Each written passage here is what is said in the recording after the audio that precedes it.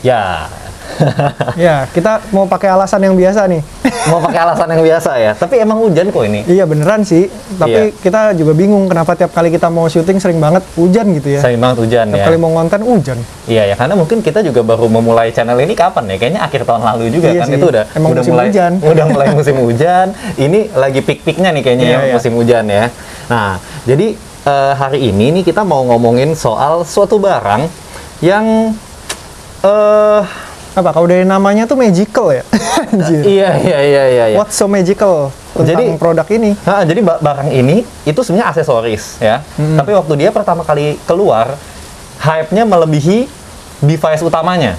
Oh, oke. Melebihi device utamanya. Gitu. Jadi waktu Karena itu sangat magis ya.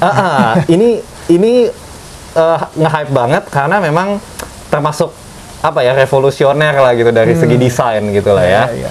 Oke, sebelum kita bahas lebih jauh seperti biasa, gua Roni, Gue Biring. welcome to The Inlaw.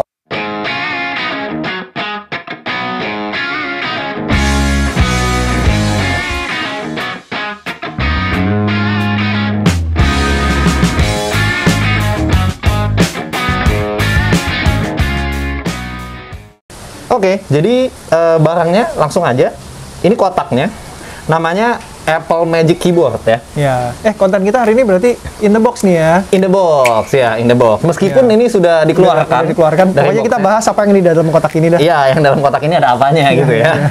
Nah, Magic Keyboard, Magic Keyboard. Jadi ini adalah aksesoris untuk iPad. Ya. Jadi ini masih ada hubungannya sama konten kita yang sebelumnya. Yang lagi yang soal itu iPad lu ya. Ya, iPad second generation. Jadi ini tuh diintroduce barengan sama iPad itu kalau gua nggak salah. Sama iPad Pro yang second generation. Cuma bisa dipakai di iPad itu atau kompatibel sama iPad yang lain? iPad Pro yang sebelumnya bisa dan iPad Air juga bisa. Oh, oke. iPad Air 4 ya. Ya, ya. Yang modelnya apa, form factor-nya udah kayak si iPad Pro itu gitu. Oke. Nah, ya itu. Jadi waktu ini keluar dia lebih nge-hype daripada iPad Pro iPad-nya sendiri. iPad-nya sendiri. Ya, karena desainnya itu. Nah, sedikit aja kotaknya biasa tipis gini. Minimalis seperti desain-desain Seperti produk desain-desain Apple. pada umumnya ya. Belakangnya ada gambarnya Untuk gini lah. gesture-gesture-nya gitu ya. Iya, depannya ada gambar barangnya, terus dalamnya itu straightforward sih sebenarnya. Dan bukannya tetap susah. Nah, gini aja. Jadi dia kayak langsung ada di sini sama di dalamnya ada ininya biasa kayak buat apa tuh? Inilah ada Manual book gitu. manual book sama stiker dan lain-lain gitu. Oke. Ngomong-ngomong, buat pillnya warna apa? Hitam dong. Hitam. Hitam seperti yang gue bilang. Iya. Black pill itu buat semuanya kecuali iPhone. Kalau iPhone itu green hijau. pill. Oke. Ya. Nah, gitu ya. Jadi ini barangnya. Ini barangnya. Nih coba lu pegang deh. Jadi dia sebenarnya Oke. dia terasa sturdy ya. Iya. Maksudnya terasa kokoh. Jadi barangnya itu basically dia tuh keyboard ya. Keyboard dengan trackpad. Jadi ada trackpadnya. Oke. Terus dia ada main hinges-nya di sini, Iya. utamanya.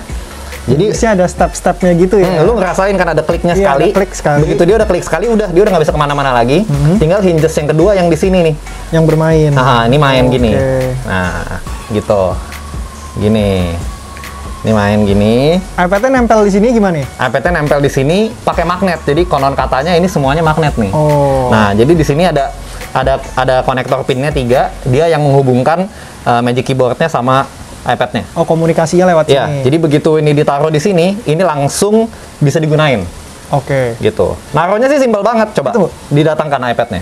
Oke. Sebentar, secara ajaib akan muncul iPad dari sini. Dar.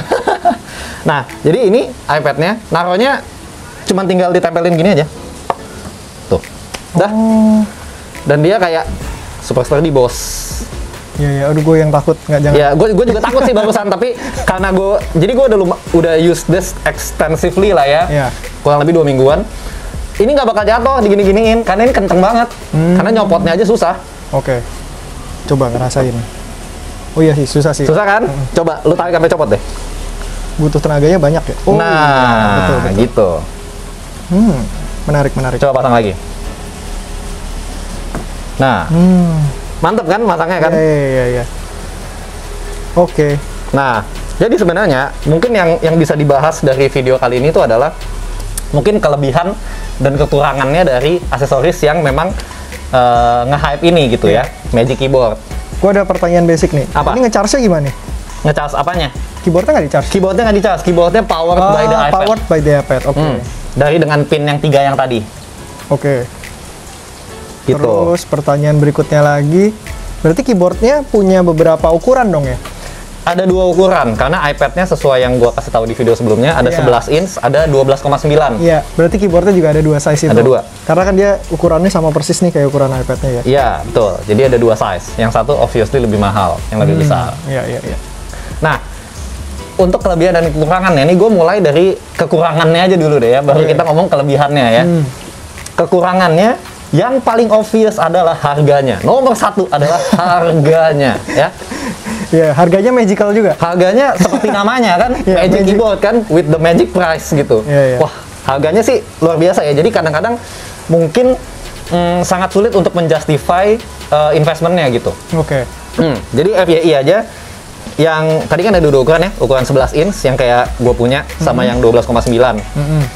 Kalau beli yang garansi resmi gitu, ini yang 11 inch harganya 6,5 juta.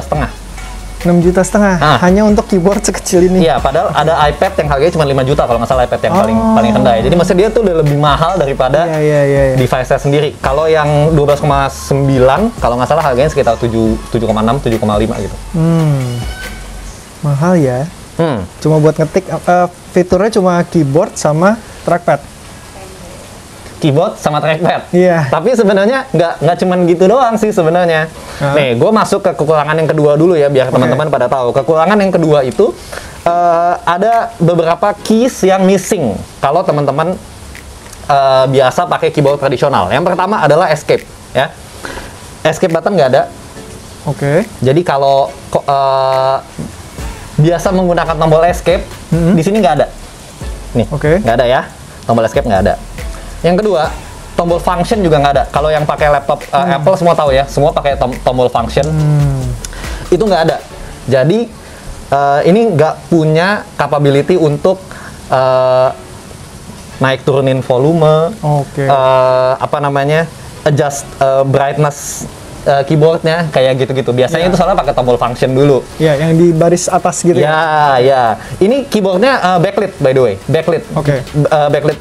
Jadi itu salah satu pro-nya sih sebenarnya, backlit. Nah, menurut gua kekurangannya 2 itu sama satu lagi, kalau lu pakai ini dia nggak bisa di tablet mode gitu. Karena jadi maksimal cuma segini doang nih. Kalau lu mau menggunakan ini sebagai tablet, nggak bisa, lu harus cabut. Gini pakainya.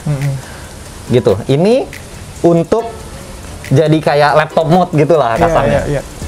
Nah, jadi sebenarnya kekurangannya 3 itu. Mahal, ada beberapa tombol yang hilang, dan dia nggak bisa tablet mode dengan ini. Dah, itu kekurangannya.